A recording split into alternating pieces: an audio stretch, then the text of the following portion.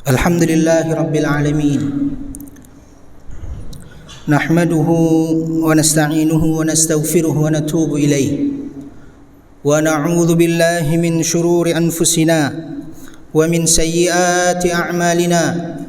Man yahdihillahu fala mudilla lahu wa man yudlilhu fala hadiya lahu. Asyhadu an la ilaha illallah wahdahu la syarika lahu wa asyhadu anna Muhammadan abduhu wa rasuluhu la nabiyya wa la rasula ba'dah. A'udzu billahi minasyaitonir rajim. Ya ayyuhalladzina amanu taqullaha haqqa tuqatih wa la tamutunna illa wa antum muslimun. يا أيها الناس اتقوا ربكم الذي خلقكم من نفس واحدة وخلق منها زوجها وبث منهما رجالا كثيرا ونساء واتقوا الله الذي تساءلون به والأرحام إن الله كان عليكم رقيبا. يا أيها الذين آمنوا اتقوا الله وقولوا قولا سديدا يصلح لكم أعمالكم ويغفر لكم ذنوبكم ومن يطع الله ورسوله فقد فاز فوزا عظيما. صدق الله العظيم. Alhamdulillahi Rabbil Alamin. Marilah kita panjatkan puja puji syukur kehadirat Allah Subhanahu wa taala. Salawat dan salam semoga tetap tercurah kepada Nabi Allah Muhammad sallallahu alaihi wasallam. Jamaah hadirin salat jamaah salat Jumat yang dirahmati oleh Allah Subhanahu wa taala. Marilah kita meningkatkan kualitas iman dan takwa kita kepada Allah Subhanahu wa taala. Sebab takwa adalah sebaik-baik bekal. Allah Subhanahu wa taala berfirman, "Wa tazawwadu fa inna khairaz zadi taqwa." Bukan hanya itu, sebab takwa kita kepada Allah Subhanahu wa taala membentuk kualitas hidup kita, menciptakan kebahagiaan di dunia dan bahkan keselamatan di akhirat. Sebab Allah Subhanahu wa taala berfirman, "Wa may yattaqillaha yaj'al lahu makhraja." Dan siapa yang bertakwa kepada Allah Subhanahu wa taala, maka Allah akan berikan solusi dari segala macam permasalahannya. Wa yarzuqhu min haitsu la yahtasib. Bahkan Allah memberikan rizki kepadanya dari arah yang tidak ia kira-kira. Bahkan wa may yattaqillaha yaj'al lahu min amrihi yusra. Siapa yang bertakwa kepada Allah Subhanahu wa taala, Allah akan mudahkan urusannya. Itu berkaitan dengan kebahagiaan di dunia. Sedangkan yang berkaitan dengan keselamatan di akhirat adalah wa may yattaqillah, siapa yang bertakwa kepada Allah, yukaffir anhu sayyi'atih, Allah akan ampuni dosa-dosanya, wa yu'zim lahu ajra, dan Allah lipat gandakan pahalanya di akhirat. Hadirin jamaah salat Jumat yang dirahmati oleh Allah. Hari ini kita masuk pada awal bulan Dzulhijjah.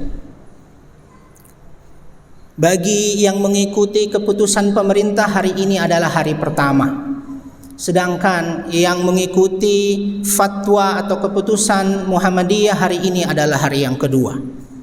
Yang terpenting adalah bahwa hari ini kita berada di awal hari-hari yang paling mulia. Kita hari ini berada di hari-hari yang paling mulia.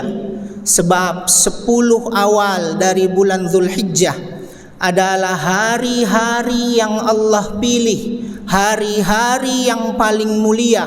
Sebagaimana malam-malam yang paling mulia adalah malam terakhir di bulan Ramadan, maka harinya, siangnya yang paling mulia adalah 10 awal dari bulan Dzulhijjah. Jadi sesungguhnya hari ini sampai 10 atau sampai 9 atau sampai 8 hari ke depan, kita berada pada afdalul ayyam, pada hari-hari yang paling mulia di antara hari-hari.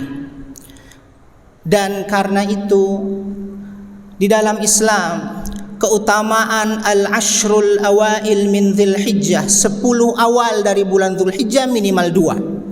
Yang pertama, bahwa 10 awal dari bulan Dzulhijjah ini adalah afdhalul ayyam, hari yang paling mulia. Sebagaimana yang saya sampaikan tadi, kalau ada malam yang paling mulia dan itu terjadi di 10 malam terakhir dari bulan Ramadan, maka ada siang-siang yang mulia. Siang-siang mulia itu adalah hari ini dan 9 hari ke depan yang disebut dengan al-ashrul awal min Dzulhijjah, 10 awal dari bulan Dzulhijjah. Mengapa? Sebab Rasul sallallahu alaihi wasallam yang menyampaikan kepada kita dalam hadis sahih yang diriwayatkan oleh Imam Bukhari, Rasul sallallahu alaihi wasallam bersabda, "Ma min ayyam", tidak ada hari, al-amalus salih fiha ahabbu ilallah, tidak ada hari yang jika amal saleh dilakukan di dalamnya itu lebih Allah cintai min hadhil ayyam, dari hari-hari ini, yakni al-ashrul awail min Dzulhijjah. Para sahabat kaget, mengapa hari-hari ini begitu spesial, 10 awal ini begitu spesial.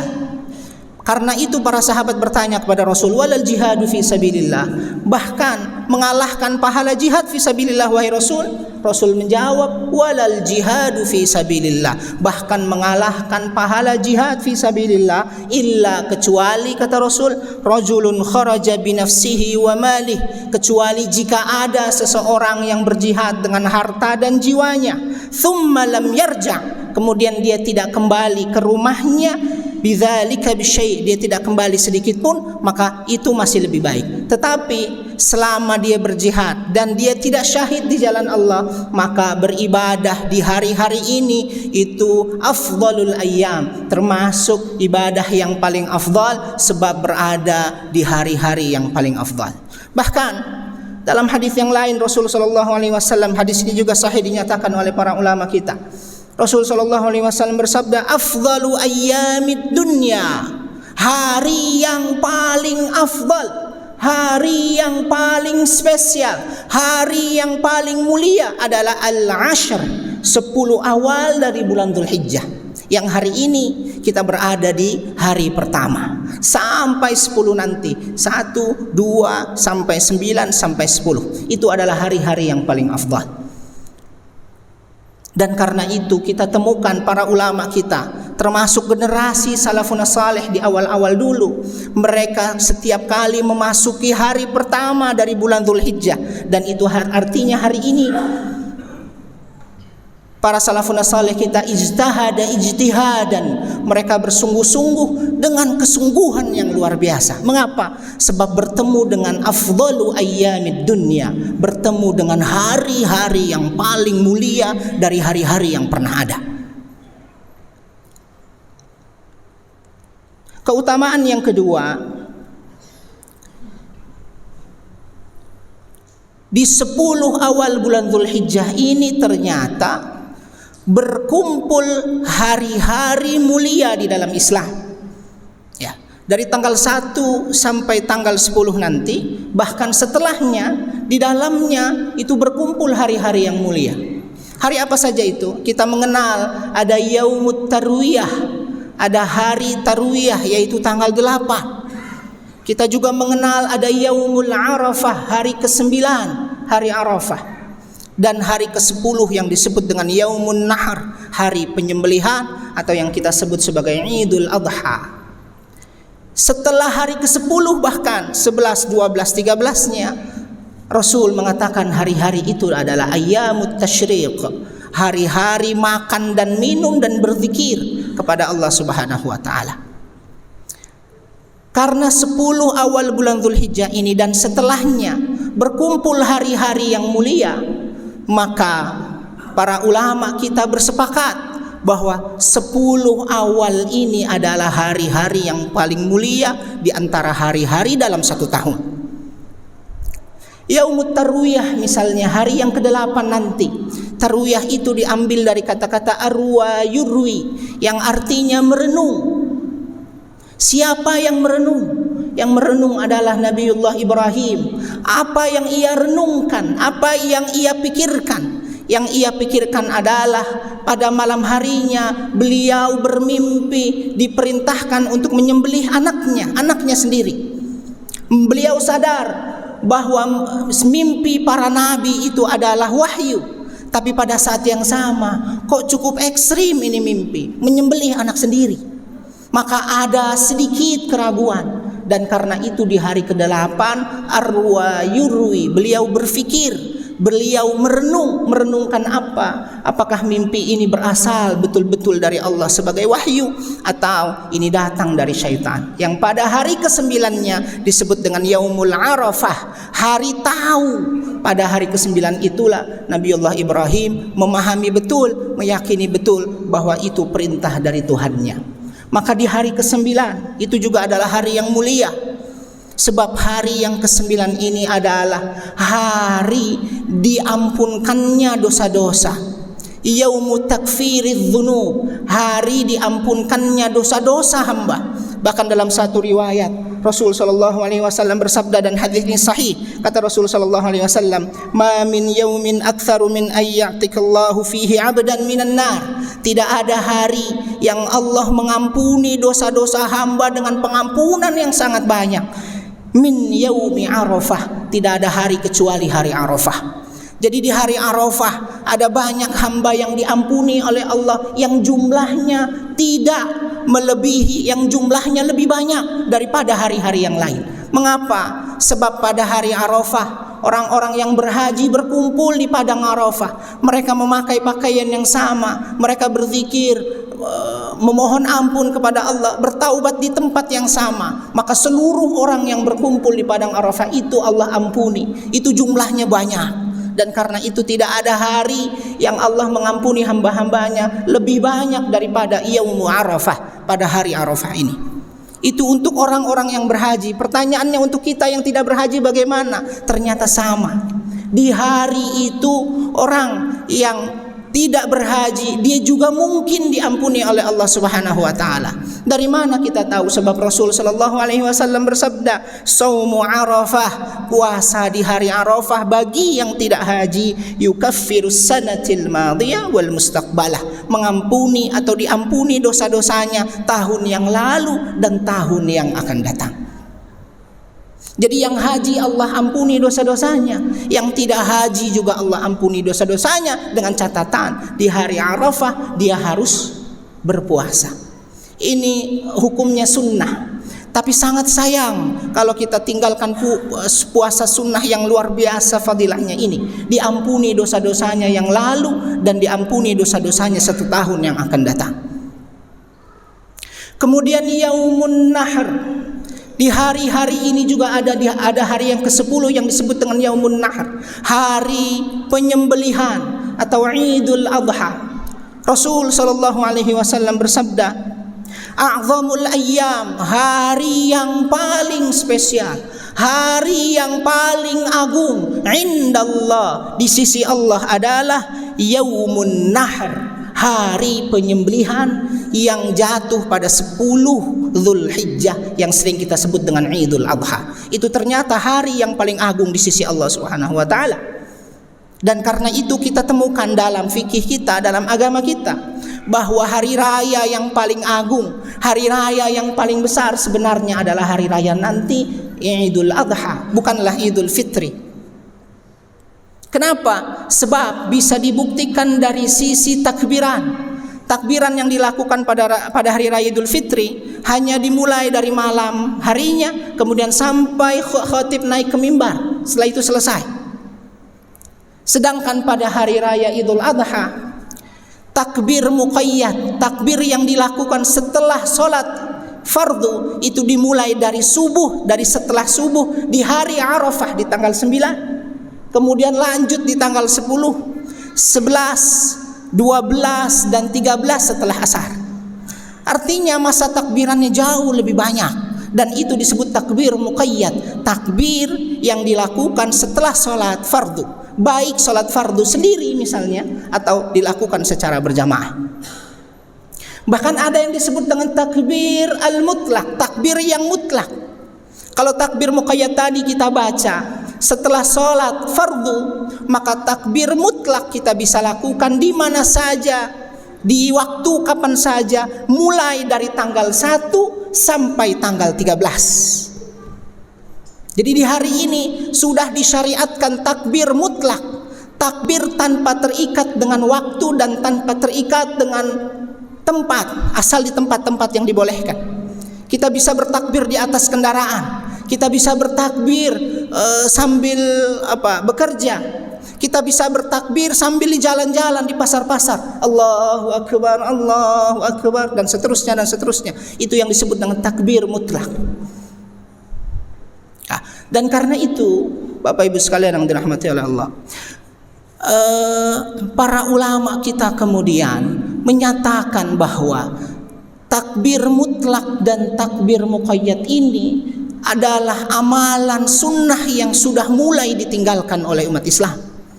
Sebab biasanya umat Islam hanya takbir di malam, di malam Idul Adha, mungkin juga sampai hari ke-13. Padahal syariat itu sudah mulai diajarkan oleh para sahabat Rasul dari mulai hari yang pertama. Diriwayatkan sahabat mulia yang bernama Abu Hurairah, sahabat mulia Ibnu Umar, keduanya setiap kali menaiki kendaraan, keduanya setiap kali masuk ke dalam pasar-pasar, berjalan di jalan-jalan, mengumandangkan takbir yang diikuti oleh sahabat-sahabat yang lain. Ini termasuk sunnah yang mulai dihindari, yang mulai ditinggalkan oleh umat Islam. Dan karena itu sebisa mungkin kita bisa melakukannya semampu kita, baik takbir mutlak maupun takbir muqayyad. Hadirin jamaah salat Jumat yang dirahmati oleh Allah, yang dirahmati oleh Allah. Akhirnya marilah kita meniatkan diri, ini hari-hari yang paling mulia, ini hari-hari spesial yang Allah dan Rasulnya sengaja memilihkan untuk kita, supaya kita bisa tajdidul iman wa tajdidul amal, kita bisa memperbaiki iman dan kita bisa memperbaiki amal. Barakallahu li wa lakum fil Qur'anil azim wa nafa'ani wa iyyakum bima fihi minal ayati wa dzikril hakim wa taqabbalallahu minna wa minkum innahu huwal ghafurur rahim.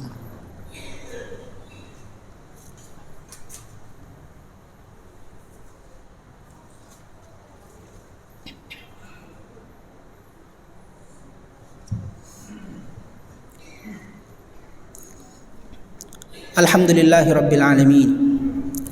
Alhamdulillahi wa kafa, wassalatu wassalamu ala nabiyina al-mustafa wa ala alihi wa ashabihi ahli sidqi wal wafa. A'udzu billahi minasy syaithanir rajim. Innallaha wa malaikatahu yusalluna 'alan nabi. Ya ayyuhalladzina amanu sallu 'alaihi wa sallimu taslima. Hadirin jamaah salat Jumat yang dirahmati oleh Allah. Terakhir, para ulama kita menasihati kita untuk terus mengusahakan berbagai macam amal soleh di 10 awal dari bulan Dzulhijjah ini.